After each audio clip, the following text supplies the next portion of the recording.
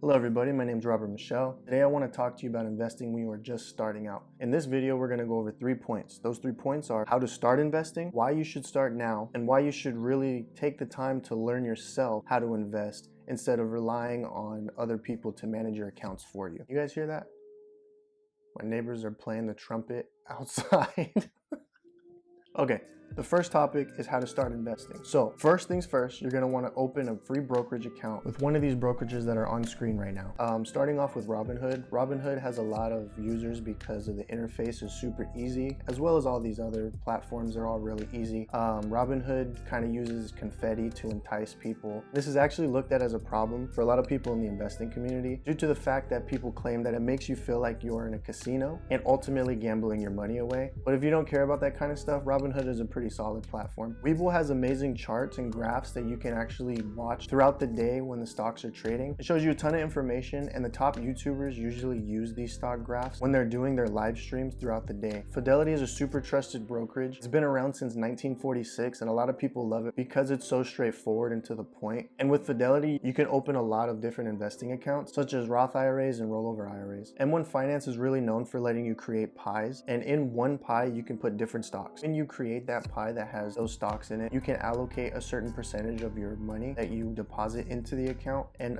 that percentage will go right directly into that stock. For instance, let's say you have a pie that consists of 100%, and in that pie, let's say you have Apple, Tesla, and Google that you want to invest in. You can say, I want 90% of my investment to go into Apple, 5% of my investment to go into Tesla, and the other 5% to go into Google. Let's say you deposit $100 into that pie. Well, 90% of that $100 is going to go right into Apple, 5% of that $100 is going to go into Tesla, and the other 5% is going to go into Google. Me, I personally use a brokerage called Public or public.com. It's an app that you download from the Apple Store or Google Store, and the reason I like it so much is because it has a social aspect to it, so you can follow your favorite creators who are on Public. You can follow me, you can follow people like Graham Stephan or Meet Kevin. You can see their portfolio. It doesn't allow you to see the amount that they have allocated per stock, but it actually shows you their portfolio, and whenever you make a trade, say you were to buy a stock or sell a stock, you can go ahead and post it to the public, and the people that follow you or just the public on public.com can leave comments, they can leave replies, they can like your post. You can interact with a lot of people and ask them why they purchased or sold that stock. It's super user friendly. If you want to start your investment journey with Public, I'll leave a link down below in the description, or when you sign up and create an account, you and I will both get a certain amount of money that Public will give you for free just for creating the account, and it will go towards the stock of your choice. Now, Public and Robinhood are probably two of the most used on this list. I mean, Webull is as well due to the charts like I mentioned before, but Public and Robinhood have the easiest to use functionality in my opinion out of everything else that was on this list. I did use Robinhood at one point. I just recently transferred all my stocks to Public because I just love how they incorporated that social aspect in trading. I also use Fidelity, and I use Fidelity for my rollover IRA. When I used to work for the private sector, I had a 401k, and once I got a new job, I was unable to contribute to that 401k, so it was just sitting there. So what I did was I rolled over my 401k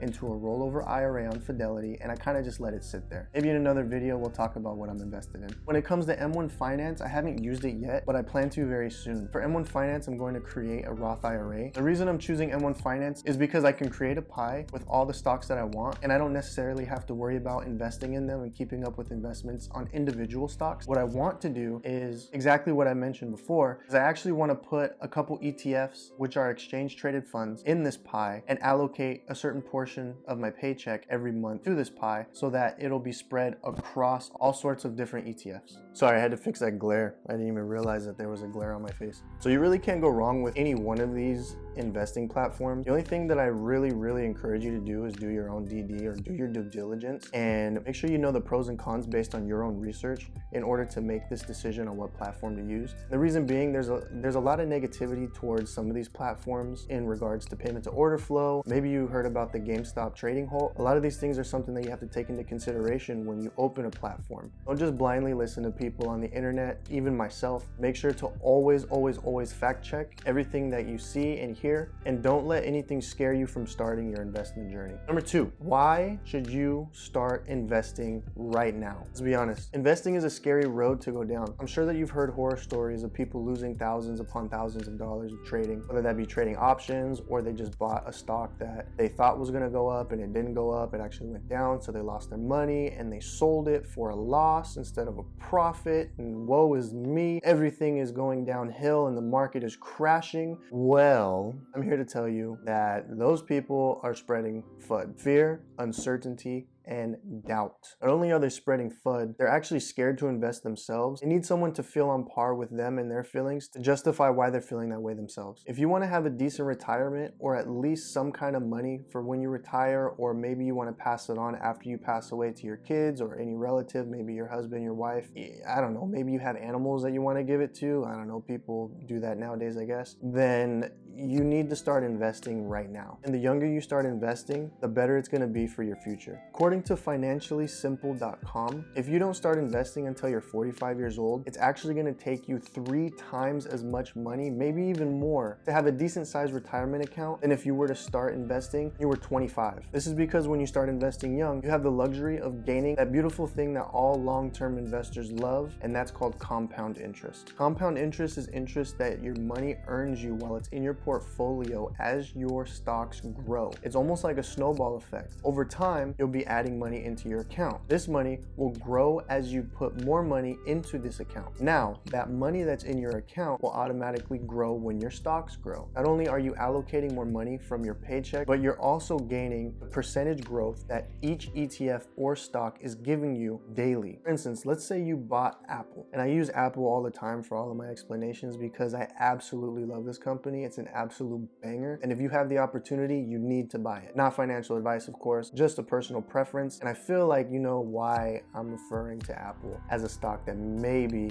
I guess, you should consider buying. So back to the scenario. Let's say you put $100 into Apple. Well, in this scenario, Apple is going to grow by 5% by the end of the month. That 5% growth plus your $100 is going to equal $105 at the end of the month. These are called gains. Now, let's say the beginning of the next month starts and you want to put another $100 into Apple, bringing your total to $205 in Apple stock. And assuming that it continues to grow, let's say it grows another 5% at the end of the second month that you are invested in Apple. That brings your total up to now $215.25. See, this is what's known as compound interest. The more that the market goes up, the more money that you continue to allocate, it starts to build upon each other. And compound interest is beautiful because it just continues to go up, assuming the market does go up. There's always a possibility it can go down, but assuming it continues to go up and assuming that you continue to allocate money into these stocks or into your portfolio, then your interest will continue to compound on top of itself. Month by month, year by year, ultimately gaining you more and more money for you to have a great retirement for whenever you decide to retire. So going back to when should you start? Obviously the answer is the earliest you can, but let's assume for 1 second that you're 21 years old. Now, average age for retirement, I believe, is around 65 or 66 years old. Let's just go with 66. Please correct me if I'm wrong in the comments below, and I'll own up to it, it's okay. But let's assume you're 21. It gives you 41 years worth of compound interest versus somebody who's just starting at 45 years old, and that will only give them 21 years of compound interest. 41 years sounds a lot sweeter than 21 years to me.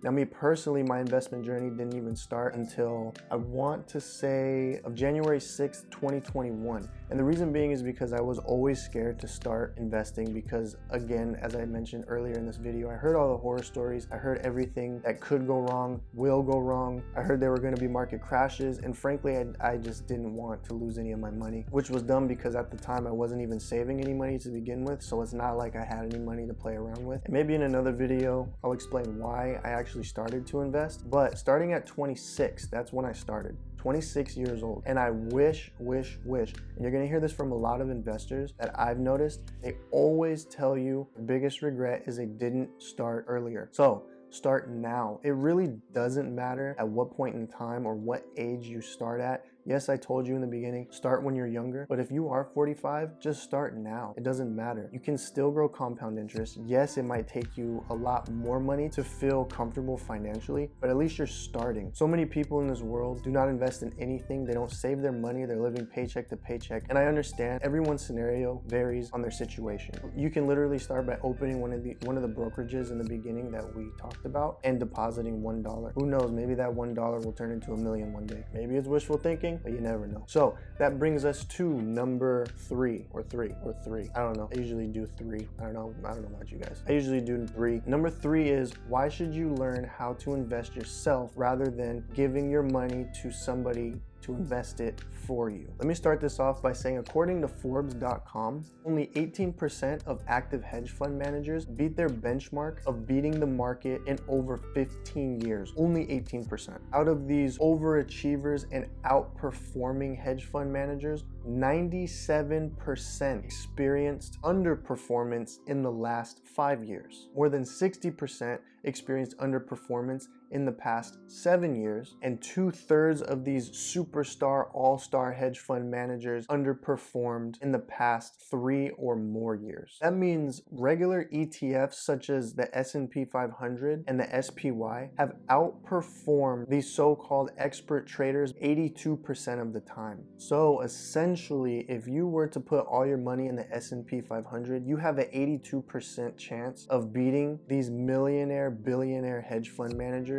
So I guess technically you can call yourself an expert trader. Now, those numbers are always fun to look at. You can poke and make fun of these hedge fund managers who make millions and billions of dollars making trades for their clients. But the real reason you should start learning how to invest yourself is because it's basically a life skill that you pass on to your kids or your friends and family, and show them that there's a way out of a bad situation if they are in that situation financially, and anyone can make a change. Learning the market, how to invest, how to control your emotions and feelings during a market crash, or if your stocks that you've picked, maybe they're all in one sector and that sector is being destroyed. So like when I was too heavy on the tech sector and it just got annihilated, I almost sold all my stocks, but then I remembered I'm a long-term investor and this is what I signed up for. You're going to have extremely good days, extremely bad days. Some days will be stagnant where the market trades sideways. Really, you want this skill that you learn for trading to mean something to you. You also have to pay a portion to these hedge fund managers to make trades on your behalf. Maybe it's not a lot of money, but they will take from your gains if you do make gains. Now, by no means am I a financial advisor or an investing guru. I'm just a guy in a collared shirt who actually didn't even realize that